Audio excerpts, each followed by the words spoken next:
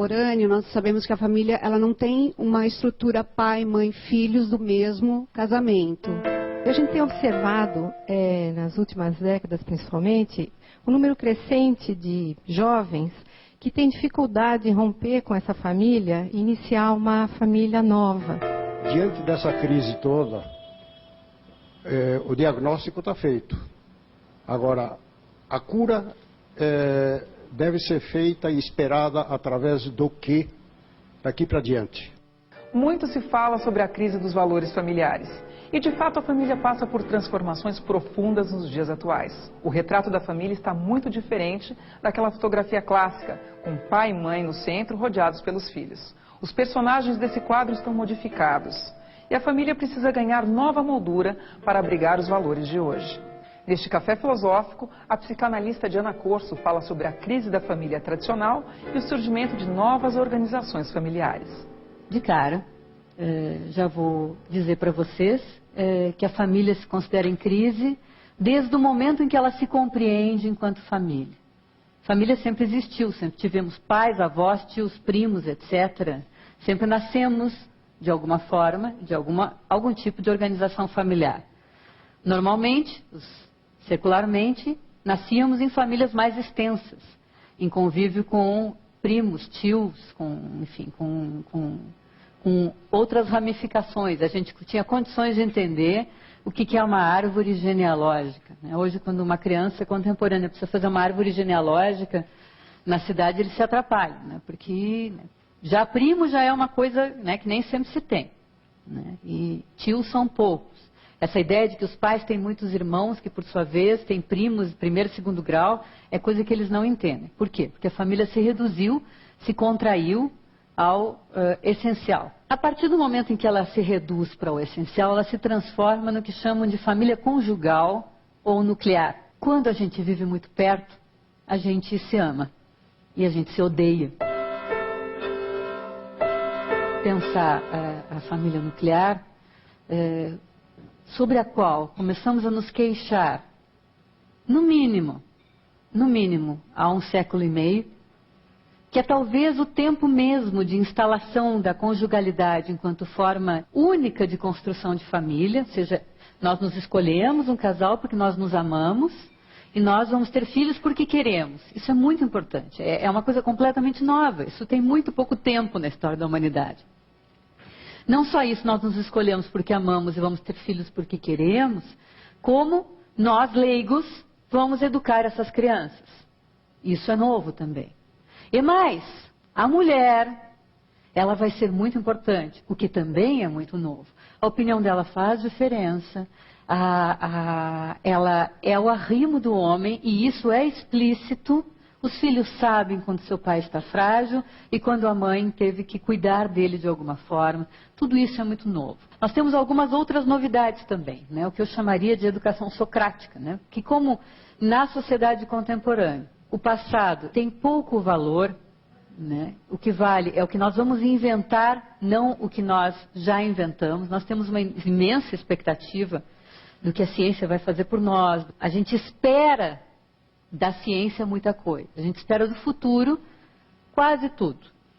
Esperando do futuro quase tudo e acreditando no passado quase nada, não só porque a tradição tem muito pouco valor na sociedade contemporânea, mas como nós, após 2 guerras mundiais, Hiroshima, Holocausto, algumas besteiras, depois de tudo isso, fica muito difícil acreditar que os antepassados eram bacanas.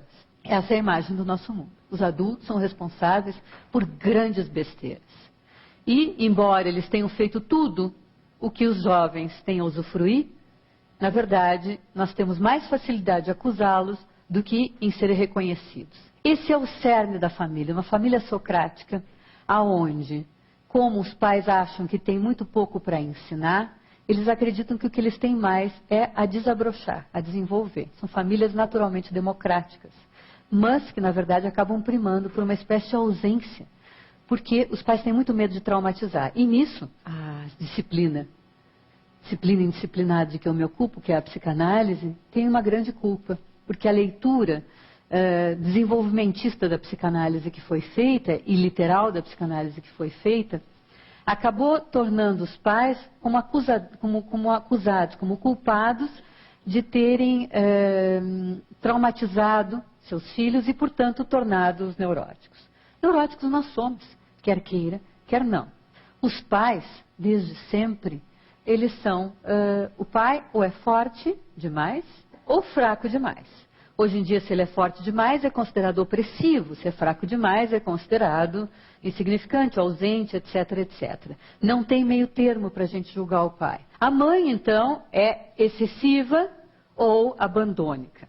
Também não tem meio termo para julgar a mãe. Que a crise da família nuclear existe desde a sua própria origem. Se queixosos, seremos necessariamente nostálgicos, né? A nostalgia, ela é a versão literária, a versão ficcional do que os psicanalistas chamam de lembranças encobridoras. Lembranças encobridoras são as lembranças de um passado que a gente não viveu, que é um passado fantasiado, uma ficção de nós que a gente faz, baseado basicamente nos nossos desejos atuais. Então a gente monta um passado. A nostalgia, portanto, essa nostalgia que muito aparece na ficção, ela é uma lembrança encobridora da família. Então eu vou mostrar para vocês agora a abertura de uma série que eu assistia quando eu era criança.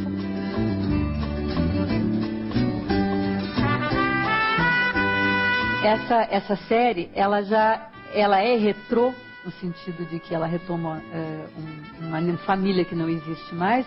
Vejam bem, os Walton são uma família extensa, mora pais, avós, etc, etc. Eles têm um vínculo com a cidade deles, coisa que hoje em dia pouco se tem, né? Eles têm um super vínculo com a cidade e se envolvem em causas da cidade, enfim.